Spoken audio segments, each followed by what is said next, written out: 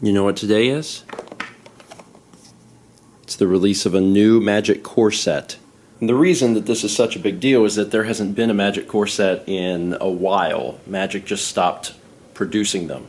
And of all of the sets, core set was always my favorite. It used to come out every single year in July.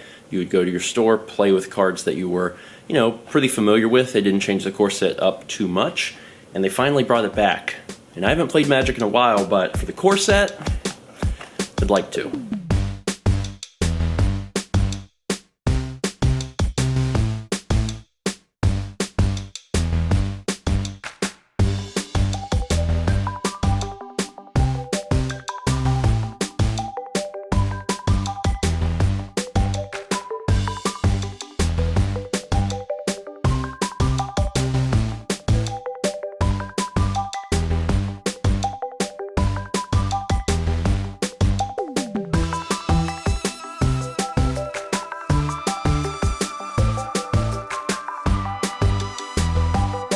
Here with Rollin after a successful pre-release.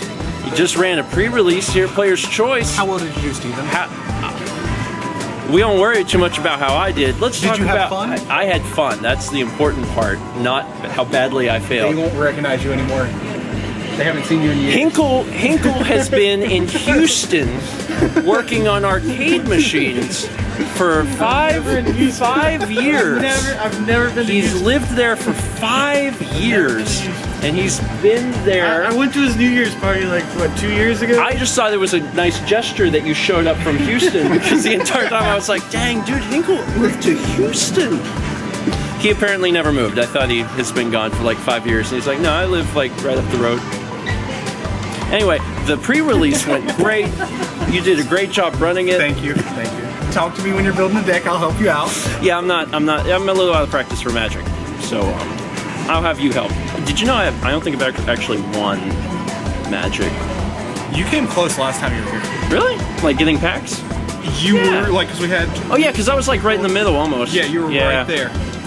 Yeah, that's the story of my life. I mean, it's working out so far, right? It's doing okay. It's doing okay.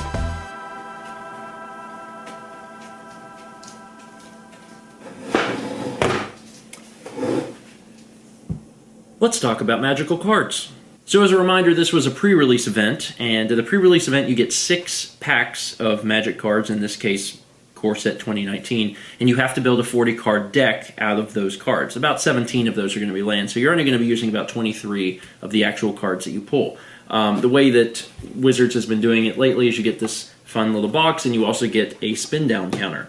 And you get a promotional card, which could be, I believe, any rare or mythic rare in the set. And you're allowed to use it, which is a nice little bonus.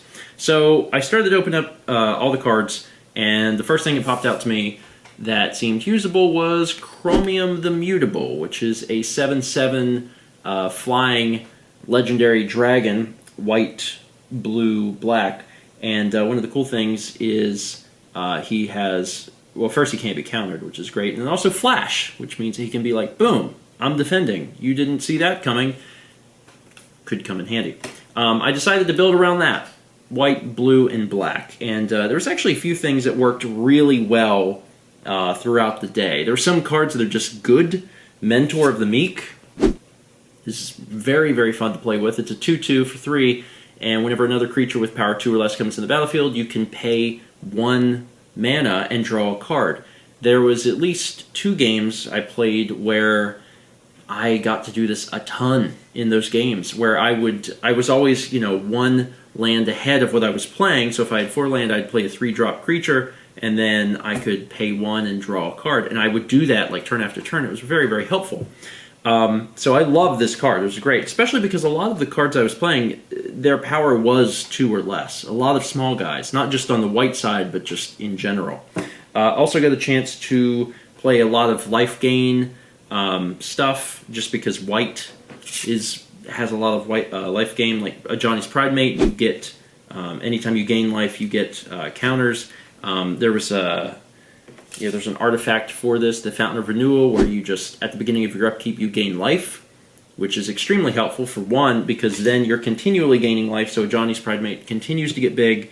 There's other creatures that that also benefit from the life gain, so things are happening on their end. And then on Black's end, there's a lot of things to remove life, gain life, etc. What I found helpful that really came together for me specifically with what I built was the Fell Spectre. It's a 1/3 flyer.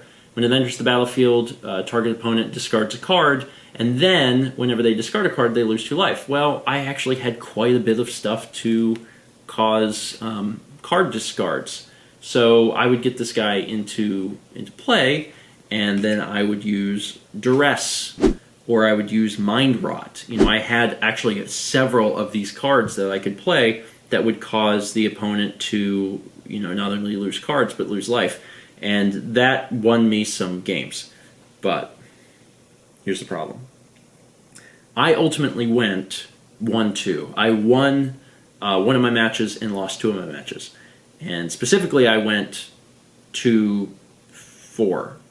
Yeah, because I won my first game. I won 2-0. And a lot of the things worked well. I was able to get the necessary life gain and pump up the guys, and more importantly, I got Fell Spectre in, and I could use the discard stuff, and it was really, really nice.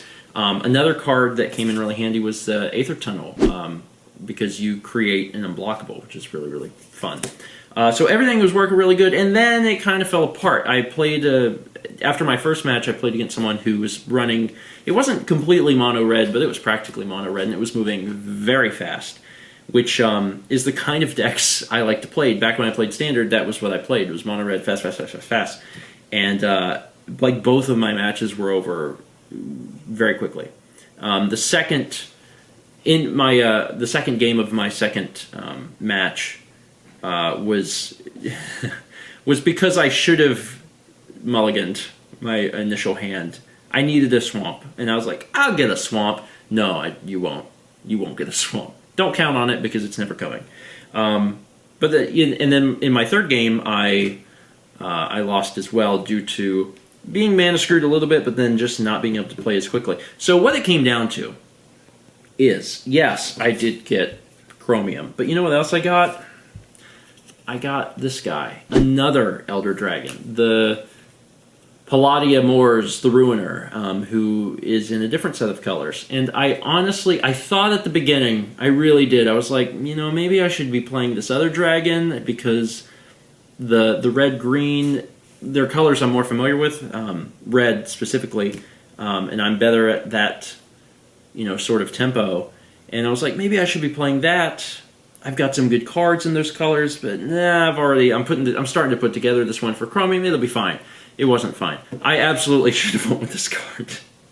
I should have went with this card, because I actually have some really good red and green stuff. Like there's some seriously good cards in here, and it was one of those things. Like, I knew at the beginning when I built the white, blue, black, I was like, I bet I'm gonna regret this.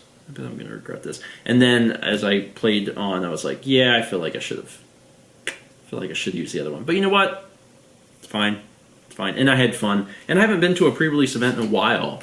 The last one I went to was for Amonkhet. And I went to that, for one, to play the game and have fun, but then also because I was playing Magic Duels at the time, and I thought it'd be fun to do a real-life pre-release kind of corresponding with the Let's Play I was doing of the digital game. And that was the last time I think that was actually also the last time I played Magic. So I'm also a little out of practice. And there was also cards in the colors I was playing that I did not include in the deck. And in retrospect, I was like, okay, that was dumb. I probably should have included that. But that's all right. I had a good time, and that's what's important. I don't know when the next event will be, like a pre-release event, but I might go to it. Austin was there. You might have seen him in a shot. Me and him went together, and it was just fun. It was fun to hang out with people I know. So maybe in the future I'll get to another pre-release event. But yeah, it was fun. And there's some really good cards. Quite a few people had pulled some Planeswalkers. Tezzeret, Johnny. I don't think anyone got Nicol Bolas, who's kind of like the big heavy hitter that you would like to pull, but I don't think anyone pulled one today. Or at least I didn't fight one. I thankfully. That would have been a bad matchup. But if you went out to your pre-release today or yesterday, they did it 2 days in a row, let me know how it went. Did you pull anything interesting? And how did your games go? Did you get to do, some sort of interesting mechanic? Because even though I lost, I had a lot of fun getting a chance to use Fel Spectre. I had more fun with this little card than I thought I would, and it was really enjoyable to bring him in, cause 2 points of life, and then be like, oh, also Mind Rot, and you don't have any cards left. Or, Duress, it actually gives Duress value later in the game, too, because it's it's something you'd use early on because it costs 1, and then later in the game I was able to play it, and it was like, oh, look, it's also doing, 2 damage, which is nice. Anyway, that is it for today. Thank you so much for watching. At some point in the future, I will get around to bringing Magic Arena to the channel, or maybe to Twitch. I'm not exactly sure how I'm going to do it quite yet, but maybe then I'll get back into the swing of things and I won't be so rusty. Thank you so much for watching, and as always, let's meet back tomorrow, shall we?